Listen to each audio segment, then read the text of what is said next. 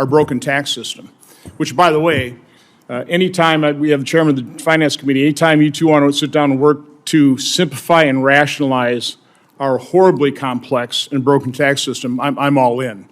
But this is a hearing on Medicare, and unfortunately, I think the chairman and so many Democrats are pretty much one-trick ponies. Whether it's Social Security, whether it's Medicare, the only solution is increasing taxes, which, again, I don't think we ever generate the revenue by increasing taxes because it harms economic growth. From my standpoint, if you're looking at how to fix Medicare, you've got to look at the root cause of the problem. And I would argue the root cause of the problem is the cost of health care. Why is it so grossly expensive, and out of whack with other nations? There are many reasons, but I would argue we have largely removed the benefit of free market competition out of health care across the board. And again, I come from the private sector. I didn't like competition. I would love to have been a monopolist because I had to compete. My prices were a lot lower. My quality was a lot higher, as well as my level of customer service was a lot higher. That's what a functioning free market system does. Unfortunately, in health care, only about 10 cents of every dollar is paid by the patient, and 90 cents is paid by somebody else. And so we have no idea what anything costs. There's really no consumerism involved. There's not consumers making wise choices and calculating what something costs versus what the benefit is.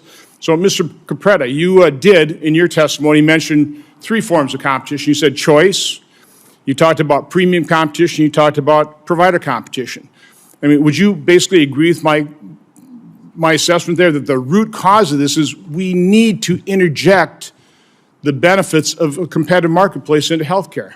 And that's what we ought to be talking about here. The answer is yes, but it's complicated, as you know, which is why it hasn't been done. In healthcare, I think it's important to understand there has to be some structure. There are some market failures in healthcare. I wrote a book recently. I'll make a plug for it. U.S. Health Policy and Market Reforms and Introduction. Kind of covers as an introductory matter, sort of different things that need to be done to bring more discipline from the marketplace into the health system. It can't be done, though, just by deregulation on its own.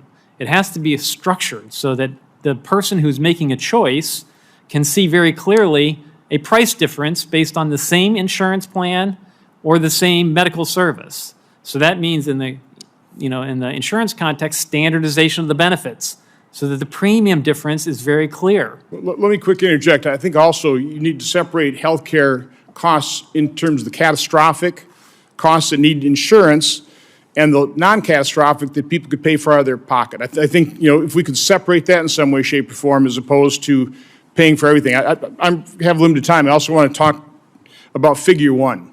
You talked about the fiscal challenge. I would call it a fiscal crisis. It's a slow-moving train running right at us, and Washington, D.C. is not addressing it. We're, as you said, about a $2 trillion deficit this year. We're spending $1.9 trillion more this year than we did just 4 years ago. Kevin McCarthy is no longer the Speaker of the House, but the big question is, what happens now? Lawmakers in Congress have announced that McCarthy's unprecedented removal will throw the House into a state of havoc. Experts say the next House Speaker could make immediate major changes. My dear friends, I'll be going over what you can expect next. So please make sure that you watch until the end of this video. Also, every Friday, I will be announcing several winners for the Walmart gift card giveaway. If you would like to enter the weekly giveaway, friends, please click and like several of my videos and then comment below the keyword of each video that you watch. The more videos you comment on, friends, the greater your chances of winning the giveaways. According to the New York Times, the House of Representatives has voted to oust Kevin McCarthy, Republican of California, from the speakership. This is a development that plunged the chamber into great chaos. Representative Matt Gaetz of Florida led the effort, and 8 Republicans joined Democrats to remove Kevin McCarthy, making him the first speaker to lose a gavel in this way. Representative Patrick McHenry, Republican of North Carolina, and a top deputy to McCarthy, was named the Speaker pro tempore. This is essentially an interim speaker who may only wield the gavel in overseeing the election of a new speaker. McHenry was the first name on a private succession list that McCarthy submitted at the start of his speakership. The House will next move to select a new speaker. House Democrats plan to nominate Hakeem Jeffries, Democrat of New York and the minority leader, to the speakership. However, his win is unlikely since Republicans control the majority, but it is not clear who, if anyone, in the House GOP can earn the majority of votes needed to win a speaker's race. McCarthy has reportedly said that he would not run for speaker again. No other Republicans have yet to put themselves forward. Names that have been floated include Representative Steve Scalise of Louisiana, the number 2 House Republican, and Representative Elise Stefanik, the top woman in Republican leadership. So until someone can win 218 votes or more, the House will continue to hold elections in an ongoing speaker's race. It is unclear how soon, after McCarthy's ouster, that the Republican majority will begin the process for electing a successor.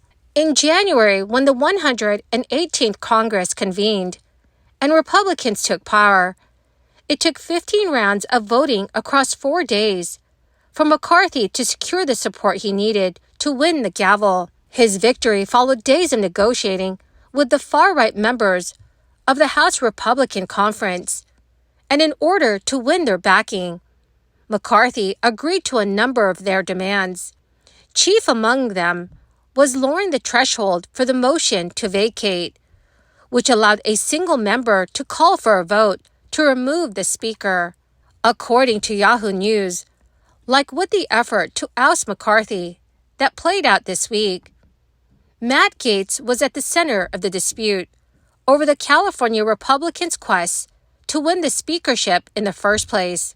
He angered some of his Republican colleagues when he voted present on the 14th round, blocking McCarthy's bid and forcing another ballot. Representative Tom McClintock, a California Republican, warned that McCarthy's removal would bring the House to a standstill as lawmakers work to elect a new speaker.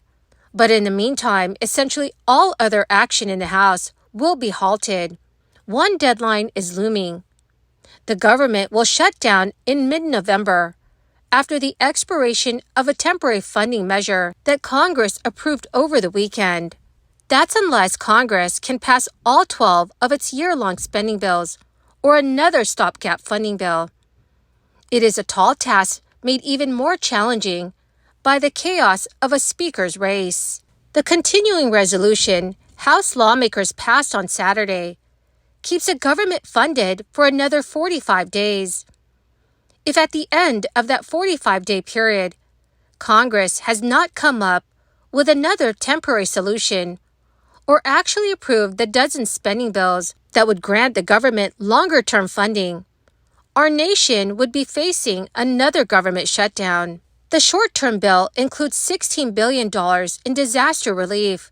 The containing resolution also extended appropriations for the Federal Aviation Administration through December 31st, 2023. The bill also keeps the IRS open until after the extended calendar year filing season ends November 15th, 2023, but does not include any tax provisions. Well, my beautiful and amazing friends, that is the end of my daily stimulus update video for today. Dear friends, thank you very much for being part of this community. To say thank you and to show my appreciation, every Friday I will be announcing several winners for the Walmart gift card giveaway. If you would like to enter these weekly giveaway, friends, please click and like several of my videos and then comment below the keyword of each video that you watch. The more videos that you comment on, friends, the greater your chances of winning these giveaways. Thank you, and have a wonderful and very blessed week.